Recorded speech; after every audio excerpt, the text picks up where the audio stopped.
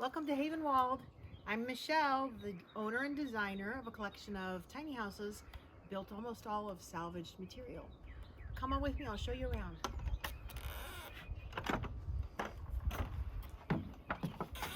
So this is my Gypsy Wagon. Her name is Ruby Cleo, after my grandmother, who had red hair and a big personality. And the trim is all hand cut, and I took the cue from the stained glass window in the top, which has a little tulip in it. It came from England, and that's how we did the trim for the exterior. And she's our only little house on wheels. We've got salvaged beadboard up there, cedar here. She's just a little tiny thing with a witchy light. And reclaimed tin ceiling.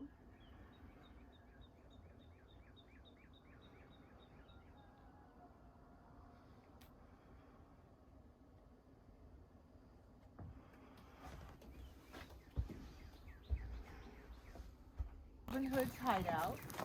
And that's our little storybook cottage. And got cedar shingles on the roof.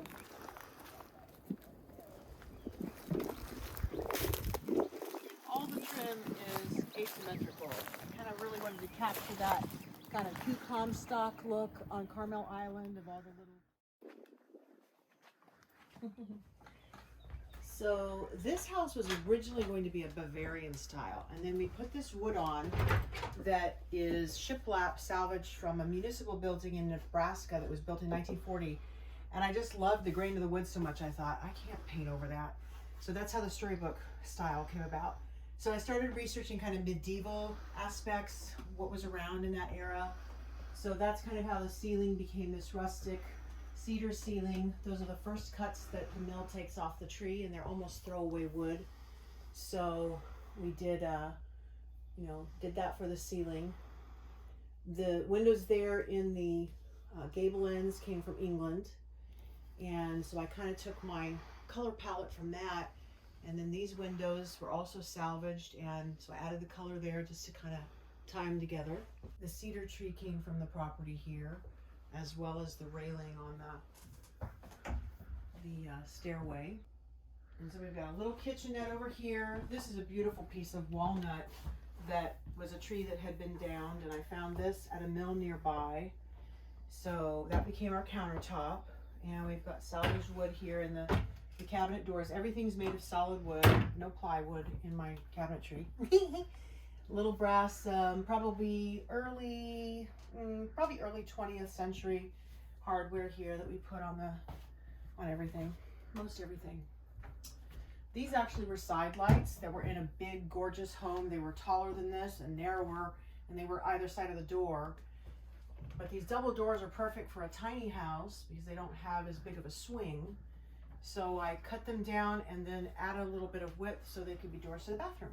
So we've got a nice 2-person size shower in there with a rock floor, so you get a little massage when you take a shower. And then these windows, I do the same thing. I find these old windows that are usually really in bad condition, but most windows, even with wood muttons, can be redone. They can be reputtied.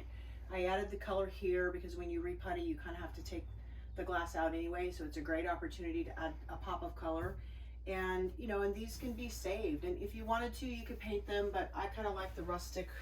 I like to show the life that they lived. And we've got mugs here. The story is that maybe this was a little cottage that Maid Marian found for she and Robin to have a little getaway, all their travels and righting wrongs and escaping the sheriff of Nottingham. So this is Robin Hood's cup, Maid Marian, Little John, Will Smith, and this is Friar Tuck, and he was the alky, so we just kind of gave him a jug right away. So and this is a really cool piece.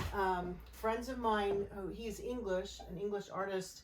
This is the major oak tree in Sherwood Forest in Nottinghamshire, England, and it's said that Robin Hood hid in the cleft of the tree. It's about 1,000-year-old tree, and the trunk is big enough that someone could hide inside. So that's the story, that Robin Hood hid in there from the sheriff or from somebody.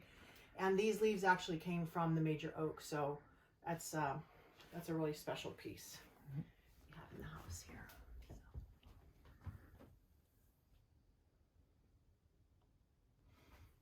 light fixtures are antique, polychrome finish, and you know, most of those things can be rewired and reused. They don't have to be thrown away. So yeah, lots of little fun details, lots of little things that we reworked to make them functional, and it's just a cozy little space to come and stay. So this is our Gothic Victorian cottage, and I took a cue from the house in the movie Psycho, which has this mansard roof like this. The tower in Psycho is a lot higher, so I lowered that so it would kind of stay in tiny house proportions. So the vertical boards here was barn wood that came off of a barn in Nebraska. A lot of times when houses or barns are past their structural life, they'll be crunched or they'll be burned. So we try to get to them and take the wood off that's still really usable, even though the structure has maybe outlived its life. So that's where that came from. The cedar wood, the horizontal wood, came from Texas here. I kind of like to mix styles up like that. Take the traditional Victorian look and then throw in some live edge cedar. And that's Emmett the gargoyle. He's the little guard for the house. The hardware here on the door came from, that's kind of Eastlake period Victorian, so probably from the 20s. So come on in. Ring the doorbell.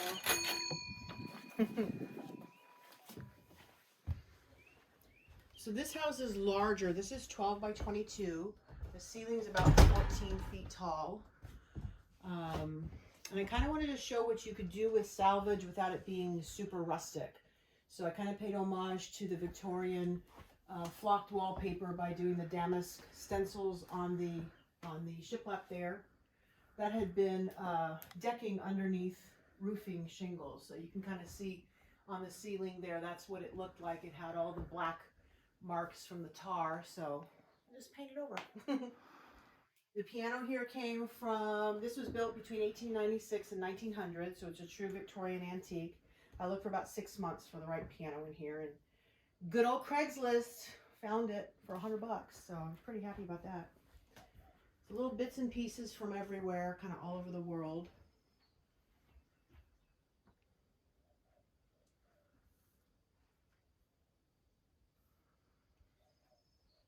The cornices are all handmade, mostly pieces of salvage that we put together. And the beam is actually two kind of wonky 2x10s that we needed for structural reasons, and then we capped them to make it look like a big beam, but it's just 2x10s. The chandelier I was looking for months, couldn't find anything. I wanted something kind of big and gaudy and Victorian-ish, and so I found this at an auction, and it's solid brass from Europe, and it was the right price. So auctions are a great place to find salvage stuff. The fireplace doors came from there as well. The little lion. I always try to show or try to layer my designs so that it doesn't feel like you're in a tiny space. So this is like 32 inches between here. We've got full size, full height and depth cabinetry, so you can store a lot of stuff under there. This is the Harry Potter cupboard under the stairs, so it perfectly fits the vacuum cleaner. And that's really important in the tiny house's storage. So, and even the countertops, they were builder mistakes that I found in Austin. And he gets a lot of quartz and marble and granite pieces, and so yeah, instead of throwing it away, I get to use it. And then this is the bathroom door. This piece came out of a door that was on a house that was, I think, in the 1800s it was built, and the door had kind of fallen apart, so we took the glass out and then built the door to be sliding here. So we have a full-size antique clawfoot tub in the bathroom, and it's and we always say you can live in a tiny house, but you can't build a tiny house in a tiny house. So I think the guys were kind of cursing me out a lot when they had to put that tub in such a small space, but we got it in. So we can come over the steps if you want. The step stairs, I took a cue from the ship's ladder. So since you only step in one place on each stair, we just kind of did this so it minimizes the space. This is only 4 feet on the floor, but it gives you kind of a normal rise and run, so you're not feeling like you're going up a ladder.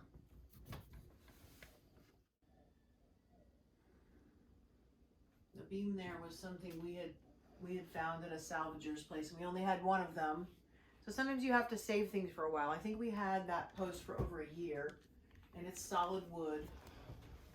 Didn't know where it was going to go, and then we needed just one post to tie that beam in, so it was perfect.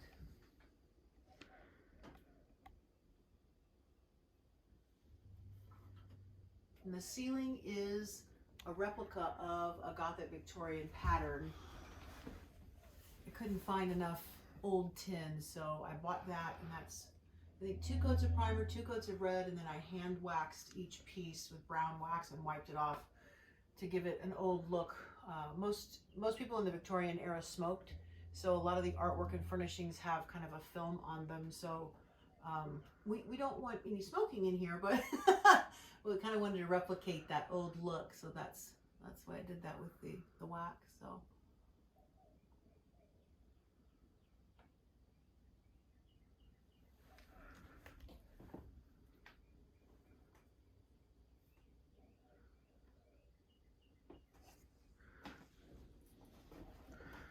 and the feature wall in the back there, all the different shades of beadboard, those are all individual 3.5 or 3.25 inch wide pieces. So it's a lot of kind of scraping the edges, getting all the dirt off, and trimming the broken parts, and then kind of figuring out where they go and putting them together. We like to sand just a little bit of the paint off, so you get a little bit of color, but you also get to appreciate the grain of the wood. Because some of those older woods were they just had beautiful grain, and it's a piece of art in and of itself. So I kind of like to show both with that.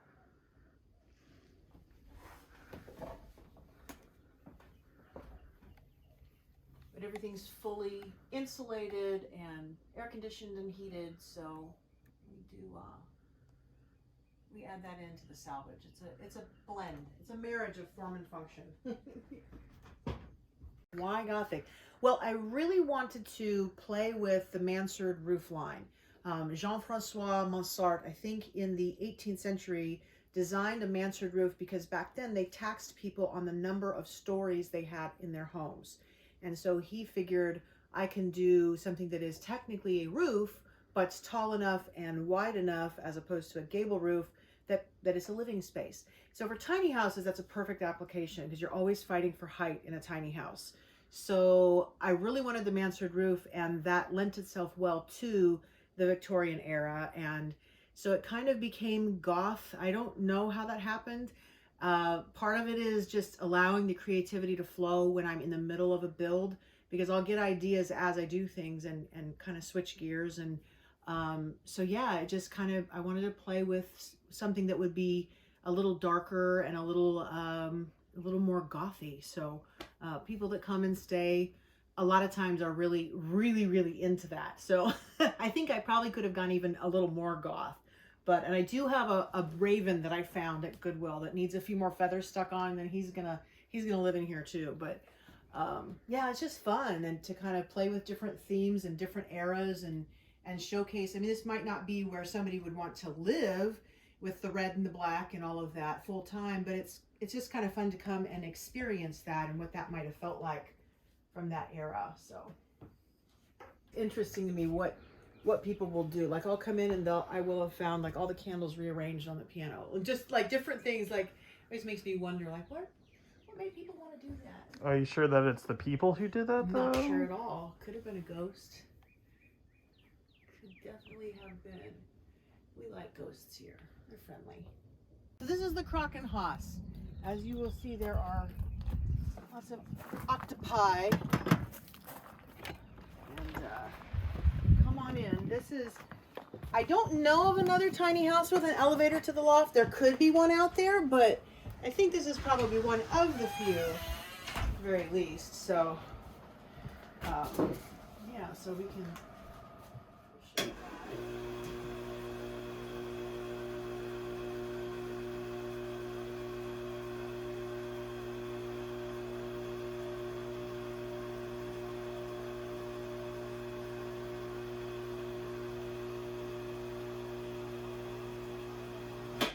So I just went to Harbor Freight and got a garage winch. And it's got an 800-pound limit, so 2 people can even ride up at once. And so it kind of saves a lot of floor space, not having to have stairs, which was the goal. So you can go up there and look at the loft if you want, and then to go downstairs too. I'll let you go up by yourself; it'll be a little bit easier.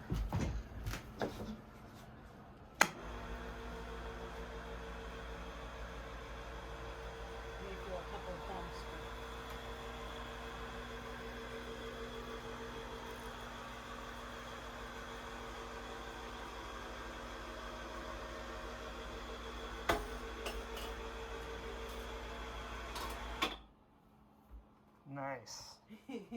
So this loft is a little bigger than most of my lofts. This is 12 by 12. So just a little bit more room. The person who lives here wanted to be able to fit a lot of this antique furniture in that he owned. So that's why we made it a little bigger. This was probably one of the hardest houses for me to design because steampunk is just a made-up era. It's, you know, so it's like, what is steampunk? Well, you know, find pictures, interpret it yourself. So I redid this design several times, and the back there that has the curved roof, we kind of looked at cabooses and kind of took a cue from that. And then I didn't want the whole thing to just be like a round roof. So then I thought, well, I could add the gable roof here in the living room because you don't need so much height that way. So yeah, just kind of put some disparate things together, and it seems to kind of work. So I'm always happy when a design turns out okay, because you never know when you first do it.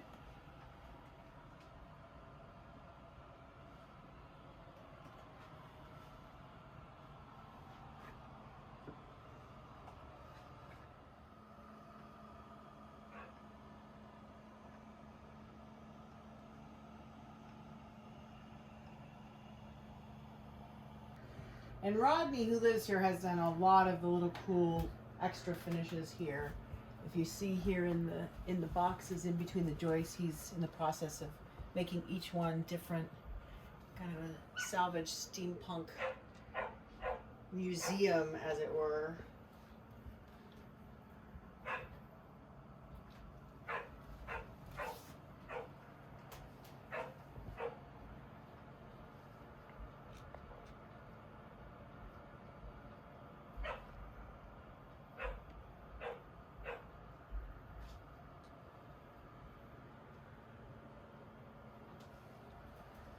And these windows are all old and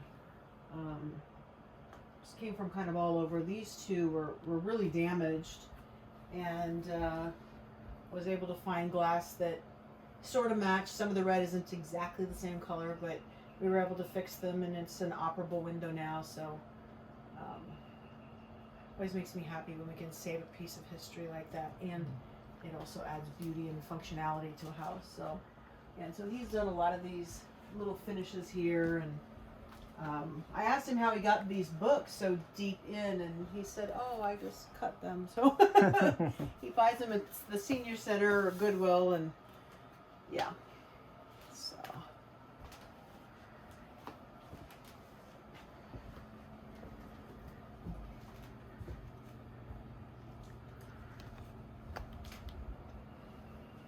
those pictures on the wall over to the left under the dragon light are his actual family. He was able to find some really old photos, and so I think his grandmother, maybe his great-grandmother in some of the pictures.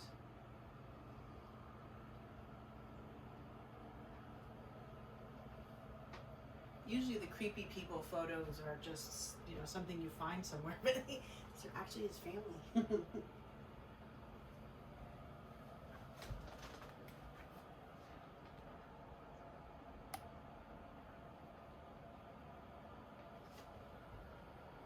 And is the sealing process on this one like in the Gothic? Yes, yeah. A coat of primer or a couple coats. Then I sprayed silver over it. Because if I had left the silver that the metal is, it would have eventually rusted. So, and then I did a terracotta dry brushing on it and then waxed it. So it was It was a labor of love. And this really amazing Art Deco light fixture I found in a barn in Nebraska. And it sat around for a while. I didn't know where I was going to use it. I thought maybe eventually I'll do it at an Art Deco house. And then when we were getting this house finished, I went, that's where it goes. So architectural salvage pieces kind of tell you where they want to live. It's a really symbiotic process. And you have to kind of just be open to, you know, what might want to be where and go, oh, I think that's where it goes. And the bathroom's a really fun feature. So we wanted to kind of mimic a submarine door without having to actually cut the space out in an oval, because that's a lot more difficult. So we've got a little, I guess that came off of a ship, I think. And this is the bathroom. Get the light on here for you. And the windows there on the left are actual ship's portholes that we salvaged. They're brass. And the walls, I went to a place in Austin and got raw metal and then sprayed it with water and I think vinegar and left it outside for a while till it rusted. And then I coated it with tung oil to kind of encapsulate the rust. So it looks really old even though it's actually not. And these little cupboards on the right, you can see too, actually Rodney put these in. We left the bays of the framing open since this wall goes to the kitchen. So this, you know, this actually provides a lot of nice storage, which you're always needing in a tiny house. So even a little 3.5 inch deep space like that can store a ton of stuff. So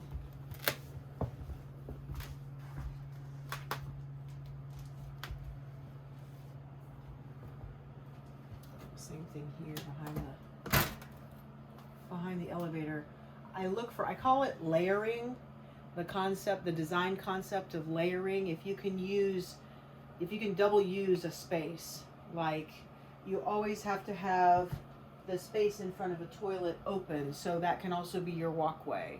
Or, you know, this can never be covered up because the elevator has to come down, so it's perfect to hide some things behind it. So the more you can layer a space, the more things you can fit into a tiny house without it feeling cramped.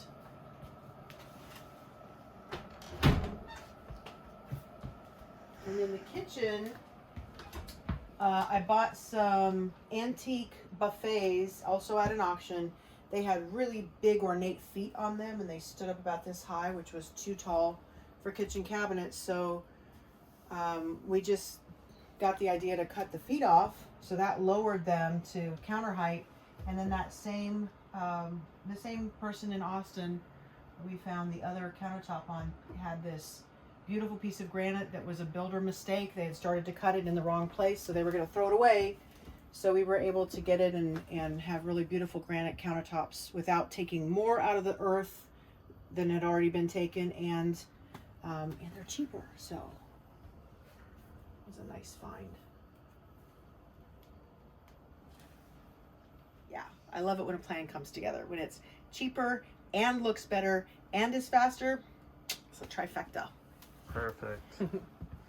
All right. Well, for those who are, you know, seeing this and they're interested in Havenwald, where should they go to learn more and maybe stay here?